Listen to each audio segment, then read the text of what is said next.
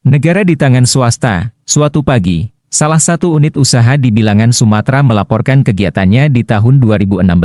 Dari sisi manajemen, perusahaan ini baru berusia 5 tahun, masih muda dan hanya punya satu mesin produksi untuk membuat HSD, High Speed Diesel Oil. Dengan mesin Rusia itu, untuk kapasitas penggunaan rutin saja. Kami dan para investor baru bisa mencapai balik modal setelah 5 tahun produksi. 2 tahun sebelum produksi adalah masa-masa persiapan dan konstruksi, sebuah periode yang panjang hanya untuk mendapatkan uang. Di sini saya bukan mau bercerita soal diesel atau teknologinya, tetapi sekadar melaporkan fakta lapangan di antara orang-orang yang membeli diesel solar itu. Mayoritas merupakan perusahaan yang bergerak di bidang perkebunan. Dari hasil data lapangan, kebutuhan diesel dari FS 5 tahun lalu, saya sudah tahu ada berapa perkebunan kelapa sawit dan berapa jumlah truk diesel di sana.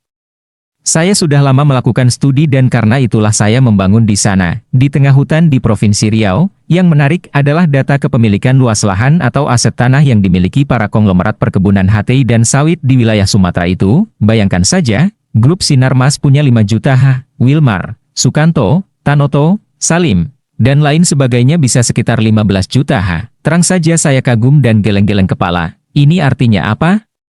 Swasta menguasai lahan di Indonesia seluas 20 juta ha. Coba. Kalau dijumlah, ada berapa kabupaten tuh? Dari situ saya bisa menyimpulkan bahwa pemerintah tidak hadir di sana. Dengan kata lain, korporasi mengendalikan negara. Tentu saja, saya tidak menyalahkan pihak swasta. Mereka pintar memanfaatkan kelengahan pemerintah ini dari rezim 6 presiden terdahulu, dan terus dinikmati presiden-presiden setelahnya hingga kini. Setidaknya mereka menjadi penyokong dana kampanye, lah, jadi, siapapun yang memegang kekuasaan, mereka tidak akan diusik. Lantas, bagaimana menyelesaikan masalah ini agar keadilan sosial dapat tercapai? Sayangnya saya bukan presiden, hanya penulis diari di media sosial dan pemilik usaha kecil-kecilan. Tapi, kalau saya jadi pemerintah, tinggal lihat sejarah dunia saja. Amerika, di tahun 1880, 1920, 70% kekayaannya dipegang korporasi besar seperti Jean Paul Getty, Rockefeller, JP Morgan, Vanderbilt, Carnegie, dan sebagainya. Namun, dengan elegan, mereka mengubah peraturan negara. Mereka membuat korporasi besar dimanfaatkan untuk tidak mengeruk tanah air Amerika, melainkan mengeruk aset dunia. Di luar Amerika, begitu juga di sini. Seharusnya pihak swasta jangan ditekan, melainkan dibantu dan difasilitasi.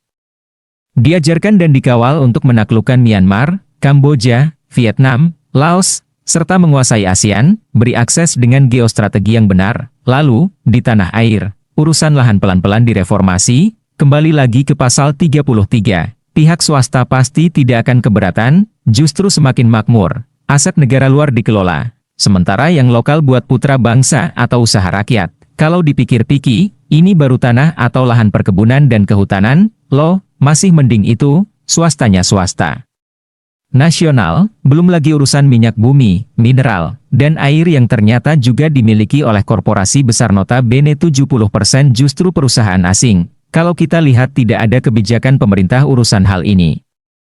Saya miris sekali, pemerintah saat ini berbeda sekali dengan pemerintah era sang mantan baperan, SBY. Dia mengerti betul akan hal ini dan dijadikan sarana korupsi, Guita Cikeas. Pemerintah sekarang sih baik, tapi nggak banyak mengerti. Digoyang masalah kebebasan beragama saja tidak tegas, apalagi masalah reformasi lahan perkebunan dan pertambangan.